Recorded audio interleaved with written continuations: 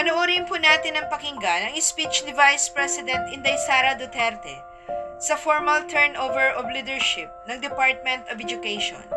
Pero bago po ang ating video, huwag pong kakalimutan mag-subscribe sa ating channel at pindutin ang notification bell para lagi po kayo updated sa ating mga balita.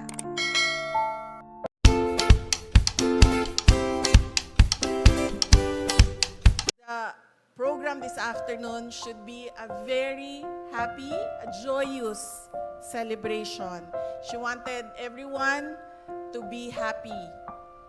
But surprisingly, I find myself teary-eyed with all the numbers in our program, and I do not know why. And I was thinking maybe it is because I feel a special bond with Secretary Briones, although we have not worked together. But whenever we meet in activities, she was always pleasant to me.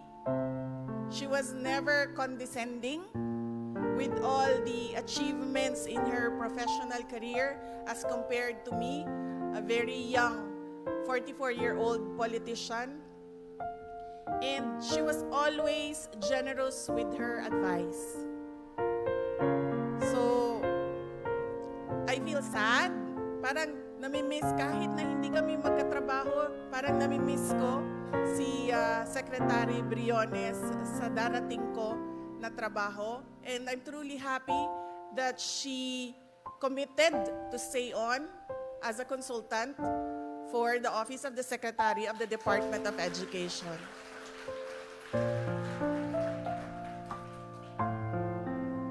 Sa totoo lang, ma'am, kanina, you were worried about the time that it was taking you sa speech mo. I wasn't worried because I was actually silently cheering you on.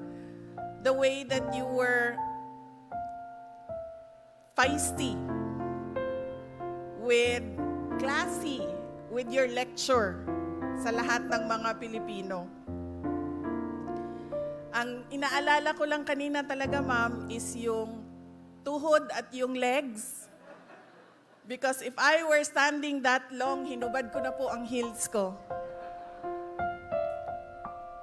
Today, we will honor the men and women of the Department of Education who stood firm and demonstrated great tenacity and courage to ensure that DepEd will be able to fulfill its mandate to the Filipino children at all times, even at the height of the onslaught of the COVID-19 pandemic.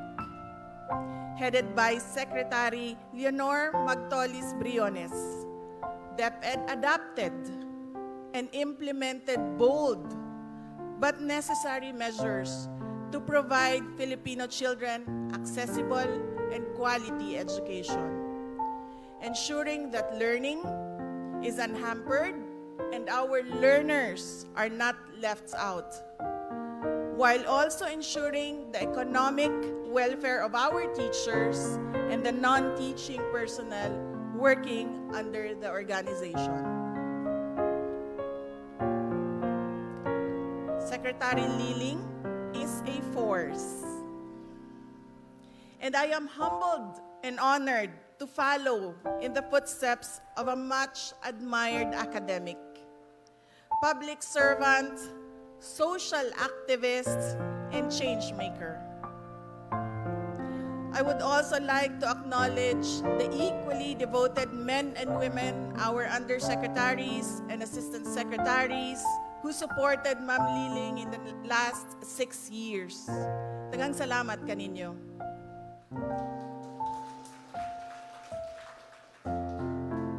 When we talk about governance and public service, we talk about dedication, commitment, integrity, and selflessness.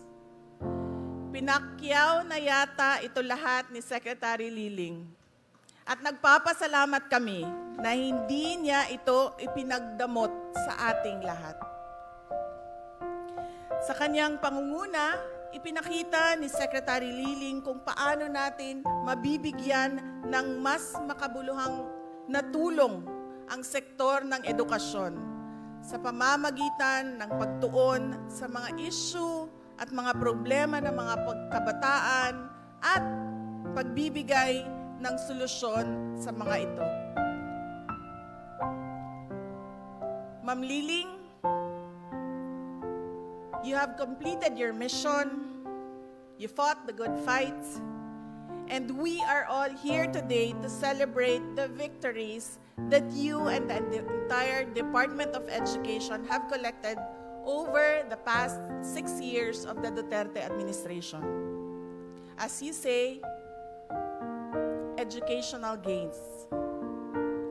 And we were all witnesses as Dept Ed pushed the full implementation of the senior high school program that eventually allowed parents and students to see its significance in providing our graduates with necessary skills relevant to today's dynamic workforce. Thanks to Secretary Liling, thanks to this team, our public school teachers now earn more than their counterparts in the private sector. Indeed, you have broken a glass ceiling in Philippine education history.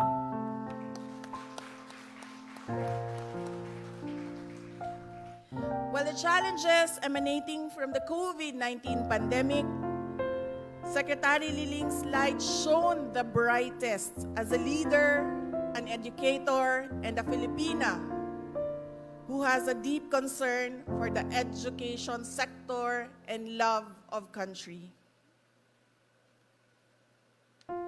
Secretary Liling and the whole Department of Education organization never cowered in the face of disapproval, public frustration, and pressure.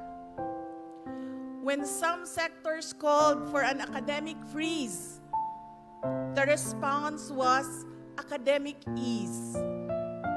And it was a brilliant, appropriate, and timely response, made with will and resolve and foresight that our children's learning is shielded from the adverse impacts of the pandemic. When you said, education must continue, education must never stop, it was a statement that defined the direction of Dept Ed under your watch. You soldiered on for the sake of the Filipino children, and the entire Department of Education followed suit. And as I take the task of being the next Secretary of the Department of Education, I take inspiration from you, from your courage, dedication, your commitment, your integrity, selflessness, and your grace.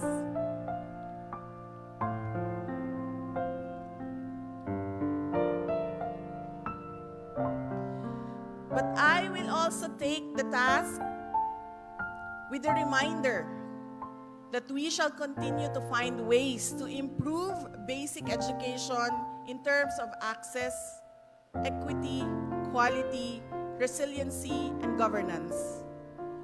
To produce learners who can achieve their full potential as individuals who are responsible, skilled, knowledgeable, productive, and determined to achieve their dreams for themselves and for our country.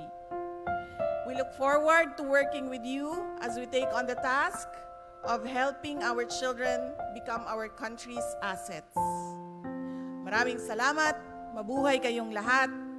Ako po si Inday Sara, mahalin natin ang ating mga learners, mahalin natin ang Pilipinas.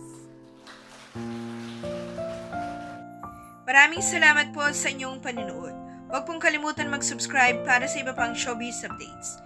Kita-kita po tayo sa aking next video. Thank you.